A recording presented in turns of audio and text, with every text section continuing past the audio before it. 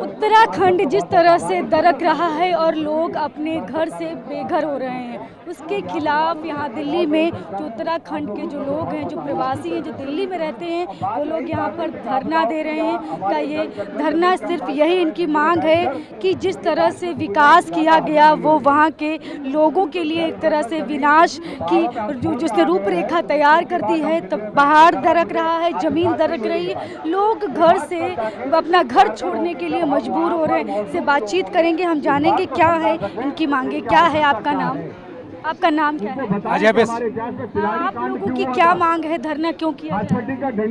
ये जो धरना है, जैसे शायद आप लोग भी जानते होंगे इसके बारे में, जोशीमठ जो भूमि धसाव हो रहा है, तो उसको लेके वहाँ पे जिस प्रकार की सरकार की नीतियाँ चल रही है, सरकार का सहयोग चल रहा है, मैं ये भी कहूँगा, तो उसके प्रति लोग किस प्रकार से वहाँ पे समस्या में हैं, उस समस्या को किस प्रकार से दूर किया जा सकता है। और हम लोगों का एक रोष है कि जिन परियोजनाओं के कारण वहाँ पे आज जो स्थिति पैदा हो रखी है, वो परियोजनाएं उत्तराखंड में जो पहाड़ है, पहाड़ी क्षेत्र है, जगह जगह जहाँ पे भी लग रहे हैं, उनको बंद किया जाए। तो आप किस तरह से इसको रोका जा सकता है? आप लोगों ने कुछ सुझाव सरकार को दीजिए। सरकार को तो देखिए क्या होता है कि धरने से हम सरकार को एक चेतावनी देते हैं, और धरने से एक ये जो संदेश आता है मीडिया, आप लोगों के जरिए जो संदेश जाएगा सरकारों के पास, इससे केवल एक ये नजर आता है कि लोगों के मन में या लोगों के मन में ये जो विकास चल रहा है या फिर जो समस्याएं चल रही हैं, उसके प्रति रोष है, और ये रोष प्रकट करने का एक हम लोगों का तरीका। आपका घर भी उत्तराखंड में है, जोशीमठ में है, जो जहाँ पर जमीन दरकी है? नहीं, मैं नैनीडांडा पौड़ी गढ़वाल का रहने वाला हूं, और बात केवल जोशीमठ की नहीं है। जोशीमठ तो एक हमारे सामने सैंपल है। पौड़ी की आप बात कर लीजिए, पौड़ी में जो पौड़ी गढ़वाल है, पौड़ी की आप बात कर ले, तो वहां पे भी धीरे धीरे यही स्थिति पैदा होने वाली है। तो ये सारी समस्याएं मिलजुला के अगर आप देखें तो पहाड़ों का जो दोहन हो रहा है विकास के नाम पे, वो उसको किसी प्रकार से, मतलब ऐसा नहीं है कि विकास नहीं होना चाहिए, लेकिन जो भू वैज्ञानिक है उनकी जो रिपोर्ट्स है उसके आधार पे ही वहाँ पे काम होना चाहिए, ये हमारा मानना है। और भी लोग उनसे बातचीत करेंगे। आप भी अपना नाम बताइए। मेरा नाम दीपिका नयाल है। आप लोग यहाँ पर आज धरना दे रहे हैं, क्या मांगे हैं? क्योंकि सिर्फ उत्तराखंड ही नहीं, जम्मू से भी खबरें आ रही हैं, ऐसी तमाम जगहों से खबरें आ रही हैं। तो सिर्फ उत्तराखंड ही नहीं बल्कि तमाम जगहों पर इसी तरह से जमीन। देखिए, तो शुरुआत है, डोडा में कुछ घरों में दरारें आई हैं, लेकिन हमारी मांग ये है कि जो पुनर्वास की जो बातें चल रही थी, बहुत तेजी से बातें चल रही थी जब तक मीडिया वहाँ पर मौजूद था, लेकिन वो बातें जो है अब वो सुस्ती की रफ्तार से चल रही है। तो हम चाहते हैं कि उस पर काम तेजी से हो। जोशीमठ जाने वाला है, ये बात सबको मालूम है, आपदा आई है, आने वाली है, जो भी है, लेकिन जो वहाँ के लोग हैं, जो ठंड में बैठे हुए हैं, उनके पुनर्वास की बात तेजी से होनी चाहिए।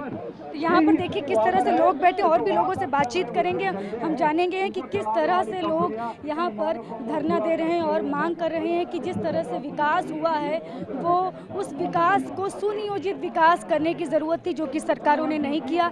इसी वजह से आज ये हाल यहाँ पर हो गया। और भी यहाँ पर लोग हैं, आप अपना नाम बताइए और आपको क्या लगता है कैसे इसको रोका जा सकता है? क्या कमी रही जिसकी वजह से आज ये स्थिति आ गई?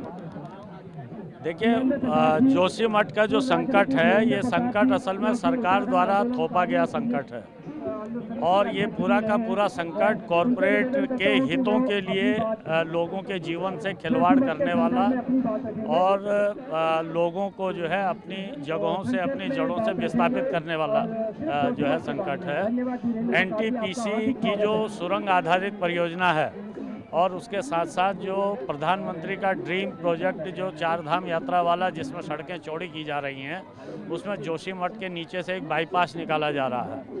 तो इससे पहले भी सरकार की और तमाम गैर सरकारी एजेंसियों की भी भूगर्भीय रिपोर्टें हैं। जोशीमठ एक बहुत संवेदनशील जगह पर बसा हुआ है। वैसे भी हमारा हिमालय बहुत कच्चा पहाड़ है, सबसे नया पहाड़ है, काफ़ी संवेदनशील पहाड़ है। वहाँ ऐसी परियोजनाएं जो हैं वो विनाशकारी परियोजनाएं हैं। तो सिर्फ उत्तराखंड ही नहीं बल्कि आप तो खबरें आ रही हैं, जम्मू से भी खबरें आ रही हैं, या तमाम जगहों पर और भी इसी तरह से ज़मीन जो है वो दरक रही है। नहीं, मैं कह तो रहा हूँ कि भाई हिमालय दुनिया का सबसे नया पहाड़ है। ये अभी बच्चा पहाड़ इसको कहते हैं, ये अभी बढ़ रहा है, कच्चा है, और इसलिए इसमें इस तरीके की जो परियोजनाएं हैं, यूरोप का मॉडल लेकर के, दूसरी जगह का अमेरिका का मॉडल लेकर के आप यहाँ काम नहीं कर सकते। जैसे आप देखें चार धाम प्रोजेक्ट भी जो प्रधानमंत्री जी का है ऑल वेदर रोड वाला, उसके लिए डीपीआर बनाने के लिए इंजीनियर लाए ये स्विट्जरलैंड से। अब स्विट्जरलैंड के पहाड़ और हमारे पहाड़ों की कोई तुलना नहीं हो सकती। ये हिमालय तो अभी 6 लाख साल पहले बना है। तो इसलिए इसकी संवेदनशीलता को किनारे करके और कॉरपोरेट हितों के लिए जिस तरीके से खिलवाड़ किया जा रहा है पहाड़ों के साथ, जोशीमठ का संकट उसकी देन है। और हमारा ये कहना है कि भाई इसको तुरंत बंद होना चाहिए। न सिर्फ जोशीमठ वाली परियोजना बंद होनी चाहिए बल्कि पूरी अलकनंदा घाटी में इन्होंने 72 ऐसे प्रोजेक्टों को मंजूरी दी है जिसमें कुछ बन गए हैं, कुछ बनने वाले हैं। पूरे उत्तराखंड में यही स्थितियां हैं। अभी जो रेल प्रोजेक्ट वहां जा रहा है ऋषिकेश से जो है कर्णप्रयाग वाला, उसमें भी 2 जगह से तो ज़मीनें और मकानों के धंसने की रिपोर्ट आ गई है सुरंगों के ऊपर के गाँवों की। और इसी तरीके से जो कह रहे हैं कि सारे काम रोक के जाने चाहिए जिसकी वजह से आज ये नौबत के विनाशकारी परियोजनाओं पर तत्काल रोक लगे, दोबारा से उनका जो है मूल्यांकन होना चाहिए और मूल्यांकन होने के बाद और स्वतंत्र एजेंसियों से इसकी जांच होनी चाहिए। बल्कि हम तो ये कहना चाहते हैं कि अभी 2016 से के दौरान विश्व बैंक की सहायता से उत्तराखंड सरकार ने अपने आपदा प्रबंधन विभाग से एक भूगर्भीय सर्वेक्षण करवाया था 5 नदी क्षेत्रों का उत्तराखंड के अंदर। उसकी 2018 में रिपोर्ट आई है। उस रिपोर्ट में 6000 से ज़्यादा ऐसे इलाके वहाँ भूगर्भीय स्थितियाँ और जो भू धसाव के संवेदनशील इलाके घोषित किए गए हैं। वहाँ लगभग 1500 के आसपास गाँवों को अति संवेदनशील उन्होंने बताया है। 2 लाख मकानों को अति संवेदनशील बताया है। सरकार को उस रिपोर्ट के आधार पर ये बताना चाहिए कि ऐसे कितने संवेदनशील जगहों पर सरकार के अभी प्रोजेक्ट चल रहे हैं। उससे इस सरकार की जो है कॉर्पोरेट पक्षता जो है दिखेगी। और आज जब लोग वहाँ जीवन बचाने के लिए लड़ रहे हैं, जोशीमठ बचाओ संघर्ष समिति का नेतृत्व भाकपा माले के लीडर वहाँ पर अतुल सती जी, इंद्रेश मैखुरी ये लोग कर रहे हैं। और सरकार आज कह रही है कि ये माओवादी हैं, ये चीन के एजेंट हैं। लोगों का जीवन बचाना जो है वो चीन की जो है एजेंटी हो जाता है। और कॉरपोरेट के पक्ष में और चीन की कंपनियों को यहाँ दावत देना वो जो है देशभक्ति हो जाता है। तो ये सरकार का दोहरापन है। इसलिए हम लोग ये अभी डिमांड है कि जोशीमठ के लोगों के स्थायी पुनर्वास का जो जोशीमठ बचाओ संघर्ष समिति 3 जगह चिन्हित की है, वहाँ उनका स्थायी पुनर्वास किया जाए। और उस स्थायी पुनर्वास में जो उनका पूरा परिवेश है उसको पूरा ध्यान में रखा जाए। तो देखिए यहाँ पर धरने पर बैठे हुए हैं लोग। ये जो संघर्ष समिति है उनको इनकी बस यही मांग है किस तरह से उत्तराखंड को बचाएं, क्योंकि ज़मीन दरक रही है, पहाड़ दरक रहे हैं। अगर समय से सरकार और इस तरह के जो प्रोजेक्ट्स हैं जो इसके लिए जिम्मेदार हैं, अगर उनको नहीं रोकती है तो फिर स्थितियाँ और भी गंभीर हो सकती हैं।